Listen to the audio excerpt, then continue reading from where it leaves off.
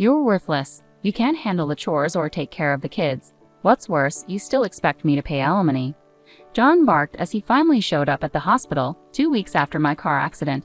He spoke these outrageous words without a hint of concern for me as I lay on the hospital bed. I had naively thought he had come to visit me out of care, but this encounter only confirmed he was a disappointing husband after all. I let out a long sigh. Honestly, I had been contemplating divorce myself. I didn't expect John to bring it up today, but I suppose I should be thankful it saved us the trouble. "Fine," I replied. John was taken aback by my lack of resistance. Little did he know, I was laughing inside. I saw right through his ploy. "My name is Catherine. I'm a 35-year-old housewife living with my husband John and our 7-year-old daughter Emma.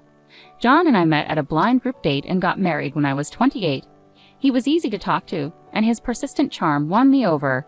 John was the most attractive one at the table, and when he told me he liked me, I felt proud. He was devoted to our relationship, surprising me with desserts and bouquets at fancy restaurants for my birthdays, taking me on trips for our anniversaries, and writing heartfelt letters at just the right moments. I accepted his marriage proposal without hesitation, believing our life together would always be exciting. But marriage changed him. "Hey Catherine, my dinner isn't ready yet. I worked all day and you can't even have dinner prepared for me when I get home. I can't believe how lazy you are." He insisted he was the master of the house, and I was his caretaker. Initially, I thought he was joking, but it soon became clear he wasn't.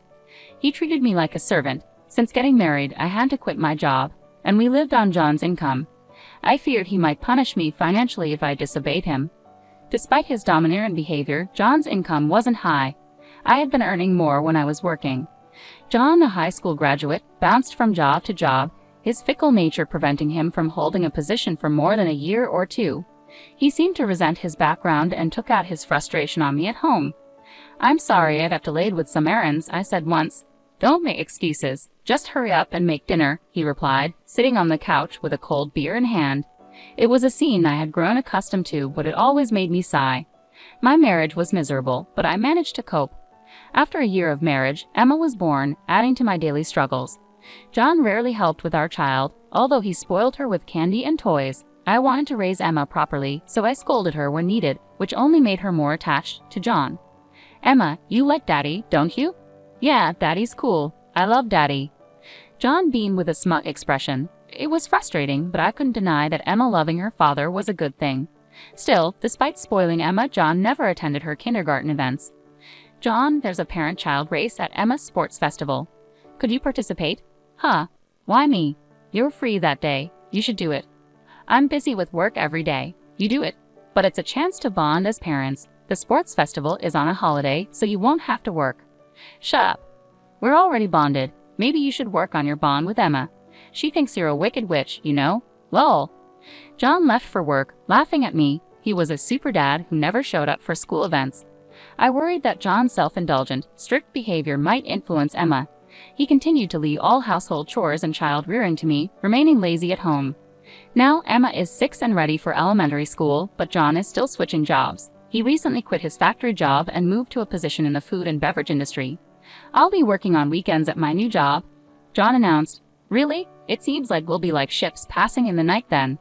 "It can't be helped. It's work." "Yes, I know," I said, actually feeling relieved. I was tired of John's weekend orders to do housework. I hated his nagging. With John gone on holidays, Emma would be sad, but at least I wouldn't have to deal with his constant criticism. "I understand," I replied. I couldn't complain to John, who was the breadwinner for our family. Reluctantly, I went to tell Emma about John's new work schedule. "I'm sorry, sweetie, but Daddy won't be able to go out with us on his days off." I expected Emma to be sad, so I braced myself for her reaction, but to my surprise, she looked unconcerned. "It's okay. Are you okay with it? He won't be here on all weekends, you know that, right?" "Yeah," she replied. "Daddy has been smelling strange lately." "A strange smell?" I echoed, puzzled. Emma nodded and went back to her room. I was bewildered. What on earth was she talking about? Recently, I'd been so overwhelmed by housework and child rearing that I hadn't noticed anything different about John. Our marriage wasn't the same as it used to be, and I made an effort to avoid John to prevent provoking him. It might be the smell from the factory, I reasoned to myself. It made the most sense. Factories often use special solvents, so it would be natural for John to have a lingering odor. If that was the case, the smell would eventually fade. Children are incredibly honest, and that's what makes them adorable. As John had said, he started leaving early in the morning on his days off. Strangely, he also left the house every day on weekdays. If he was working on weekends, he should have a day off during the week, but he left without saying anything to me, so I couldn't tell if he was actually going to work. I wondered what he could be doing, leaving so early even on his days off. Curious, I asked him, "You seem to be going out every day off. What are you doing?" John blinked in confusion for a moment, then scratched his head in an annoyed manner.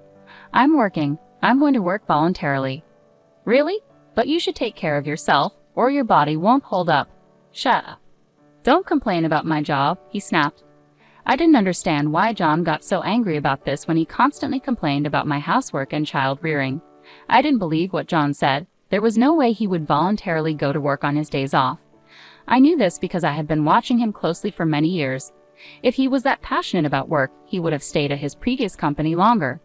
I started paying attention to the strange smell Emma had mentioned. Indeed, John came home from work with a sweet, striking fragrance.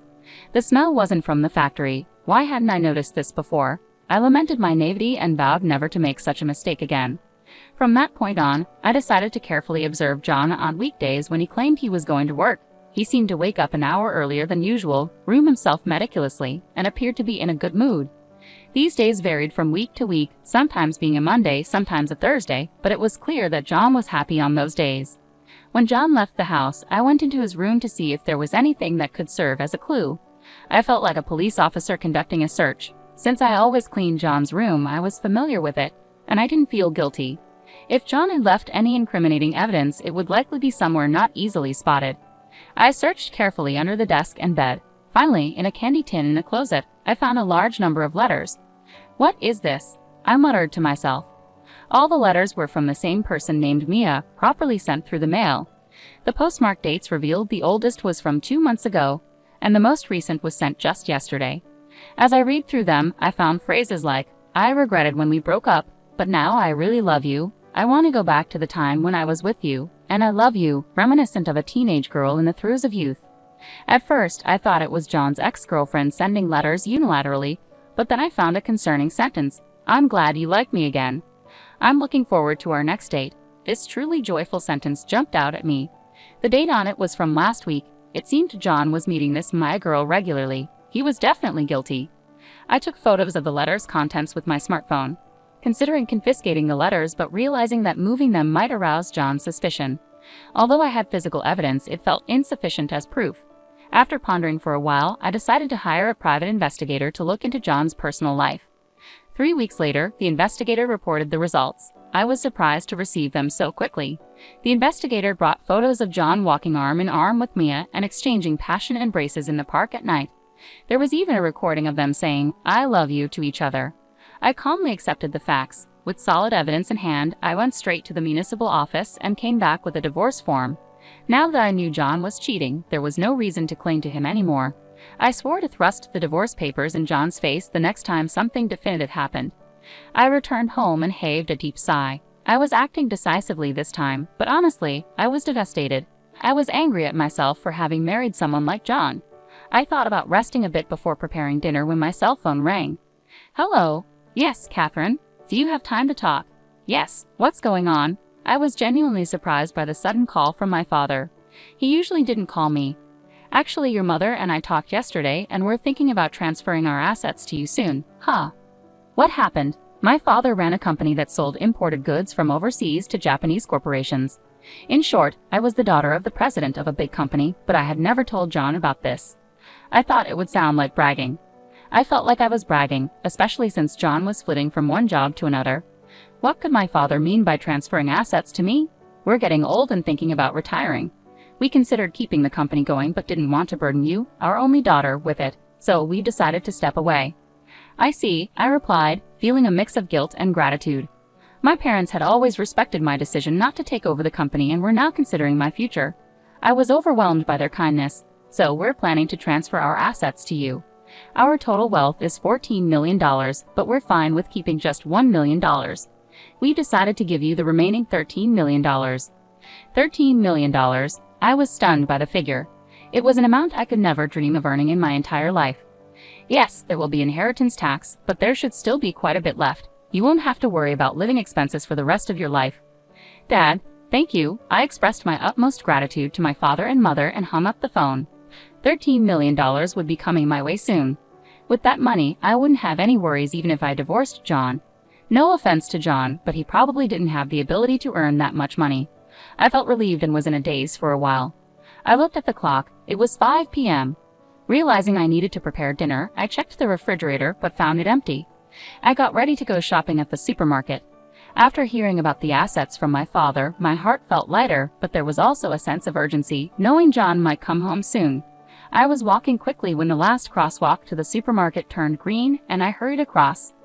"Watch out!" someone yelled, but my body was already soaring through the air.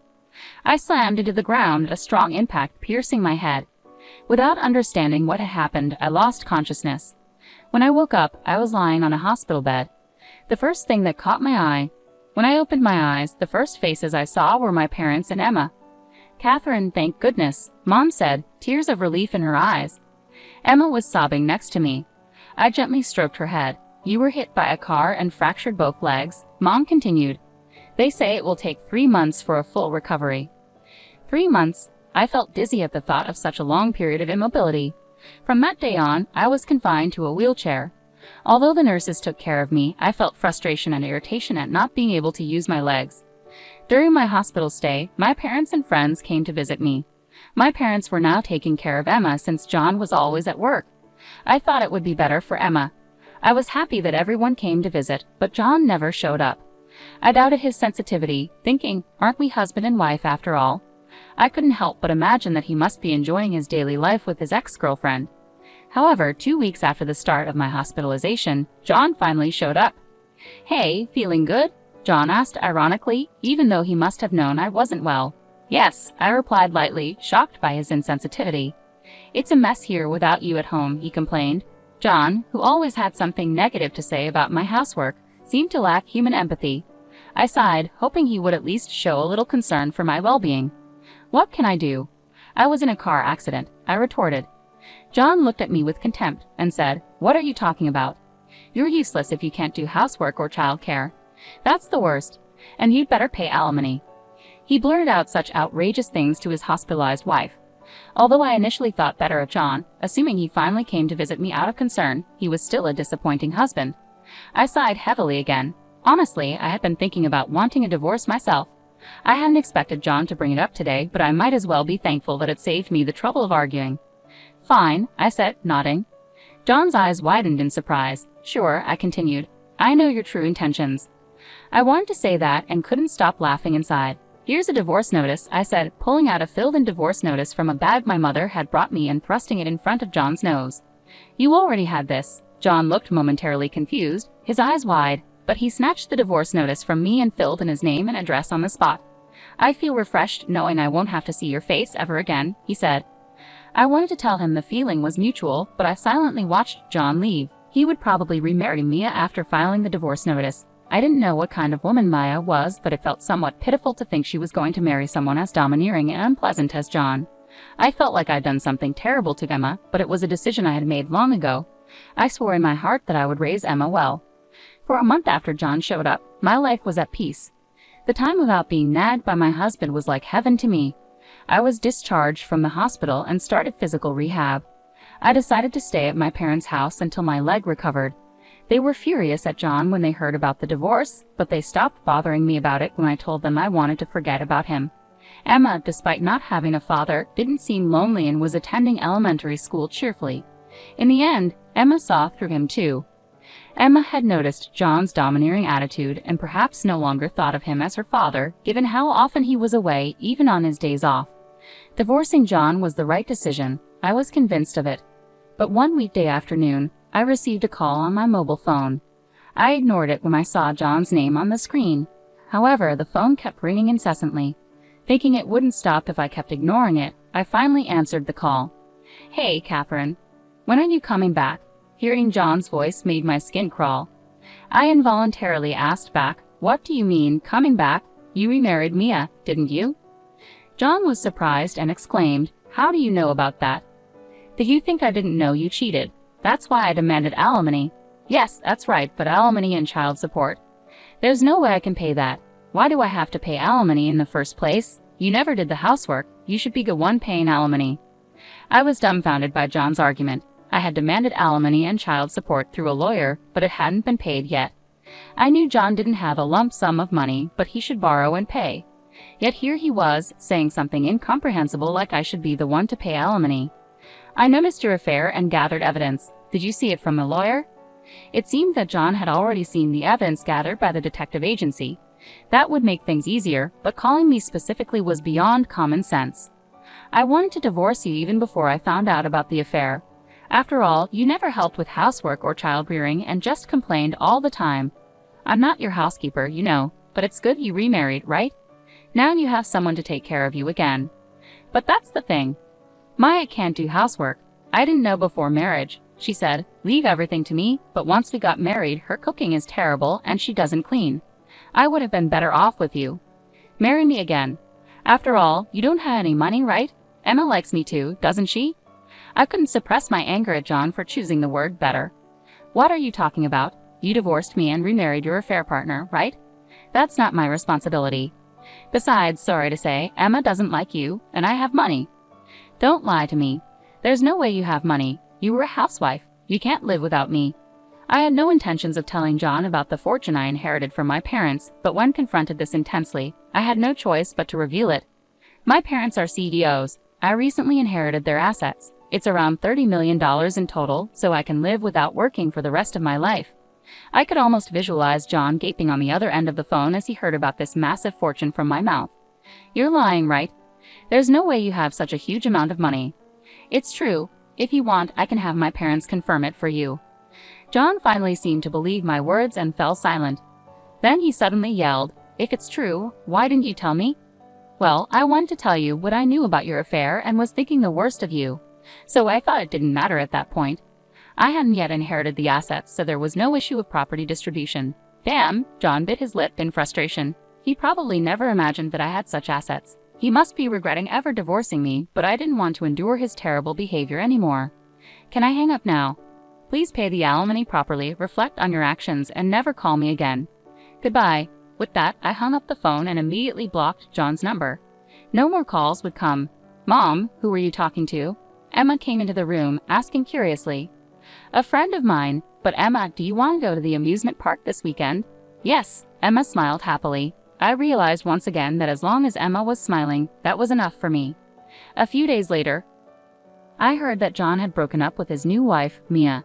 The cause was a dispute over me and not doing housework, and it seems that Maya dumped John. John, who had been divorced twice in a short period, would probably have a hard time getting married again. At any rate, it would be best if there were no more victims, so I hope John remains single for a while.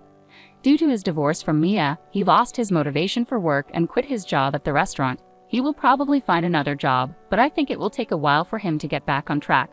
I do feel sorry for him as his life has fallen apart, but it's all his own fault. I blocked his calls so he couldn't beg me for money, and I made sure not to go to places where I had been with John.